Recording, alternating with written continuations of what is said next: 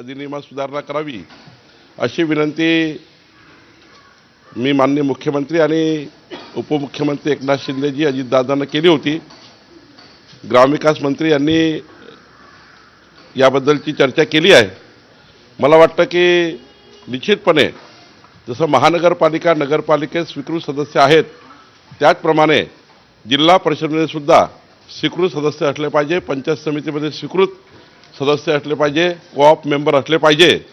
याकरताचं शासनाचा जो मी जी मागणी केली होती ती मागणी माननीय मुख्यमंत्र्यांनी सकारात्मक पद्धतीने त्या मागणीला मदत करण्याचं सांगितलेलं आहे।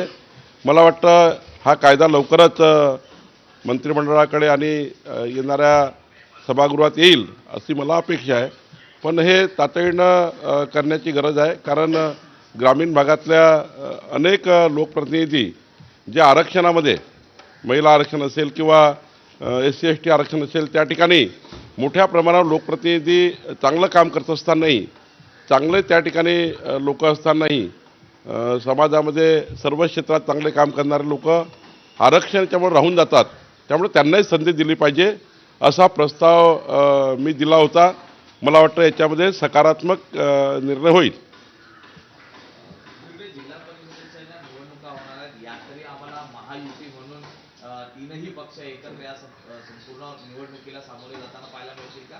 कारण ज्या पद्धतीने या नगरपालिकांमध्ये पुण्यात जे झालं किंवा मुंबईत राष्ट्रवादी वेगळी लढली आहे, नाही काही ठिकाणी आता महायुती झाली आहे, म्हणजे भाजपा सेनायुती झाली आहे।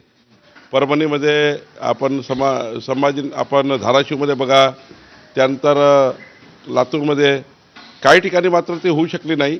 संभाजीनगरमध्ये काही भागात झाली, काही एकाच तालुक्यात झाली नाही। तर मला असं वाटतं त्या भागातल्या नेत्यांनी बसून त्यामध्ये सकारात्मक चर्चा केली आहे। ज्या ठिकाणी शिवसेना भाजप युती होऊ शकते त्या ठिकाणी केली आहे। एका ठिकाणी मला वाटतं राष्ट्रवादी ही चर्चा धाराशिवमध्ये त्यांनी केली आहे।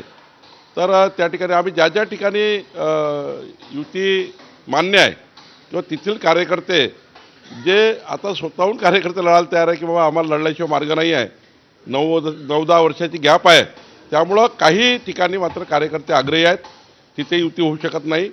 पण ज्या ठिकाणी होते आहेत त्या ठिकाणी प्रामाणिकपणे युती करण्याचा प्रयत्न भारतीय जनता पार्टी म्हणून आम्ही केला आहे। सर याला जोडून विचारतो, अचलपूरमध्ये MIM ने भाजपला पाठिंबा दिल्याची माहिती आहे। महायुती सोडून MIMच्या पाठिंब्यावर आपण अशा प्रकारे सत्ता स्थापन करताय? नाही, तिथे वेगळी परिस्थिती आहे। अचलपूरमध्ये भाजप 90 सीट आहे, 90 नगरसेवक आहे।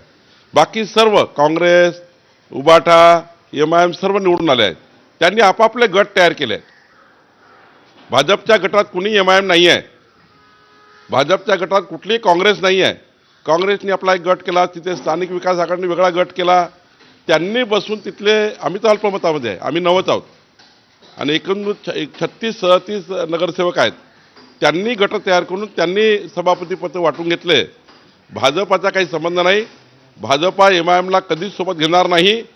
भाजपाचं MIMशी काही तिथे संबंध नाही आहे, आम्ही करणार नाही। आणि कालही आम्ही स्पष्ट केलं आहे की तिथल्या अध्यक्षांनी की MIMचा पाठिंबा आम्हाला नाही आहे, आमचा कुठलाही पाठिंबा MIMला नाही आहे।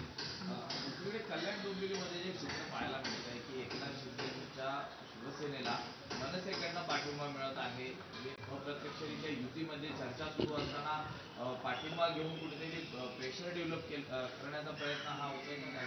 मला वाटतं स्थानिक लेवलला नगरसेवक हे स्थानिक विकास आघाडी बनवताना कुठल्या ना कुठल्या गटात जातात।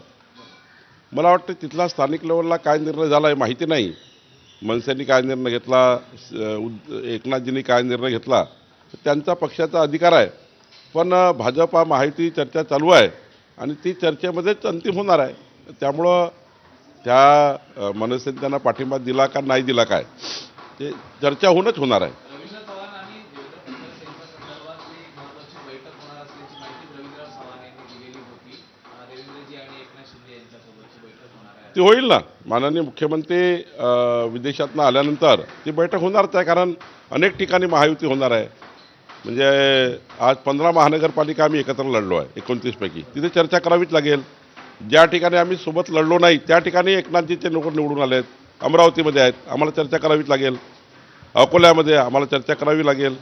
महाराष्ट्रात ज्या ठिकाणी युती नव्हती त्या ठिकाणी चर्चा होईल, युती होती त्या ठिकाणी चर्चा होणारच आहे. सर, काल याच ठिकाणी कल्याण डोंबिवलीमध्ये श्रीकांत शिंदे म्हणतात की आम्ही भाजपबरोबर लढलेलो आहोत, त्यामुळे भाजपबरोबर सत्ता स्थापन करू.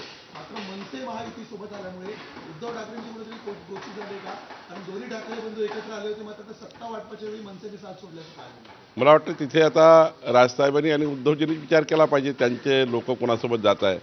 पण आमची भाजपा सेना युतीमध्ये आम्ही लढलेलो आहोत. आम्ही सरकार त्या ठिकाणी बसू. आमचे रवींद्र चव्हाणजी तिथले अध्यक्ष आहेत महाराष्ट्राचे आणि तिथले नेते आहेत.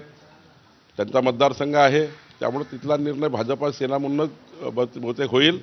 त्यामध्ये कुठलाही मला वाटतं दुसरा विचार करायची गरज नाही. काल हायकोर्टाने एक महत्त्वाचं टिप्पणी केली आहे. मंत्री भरत गोगावले यांचा मुलगा नगरपालिका निवडणुकीतल्या एका प्रकरणापासून फरार आहे आणि मुलगा फरार असताना सुद्धा तो पकडला जात नाही आणि असं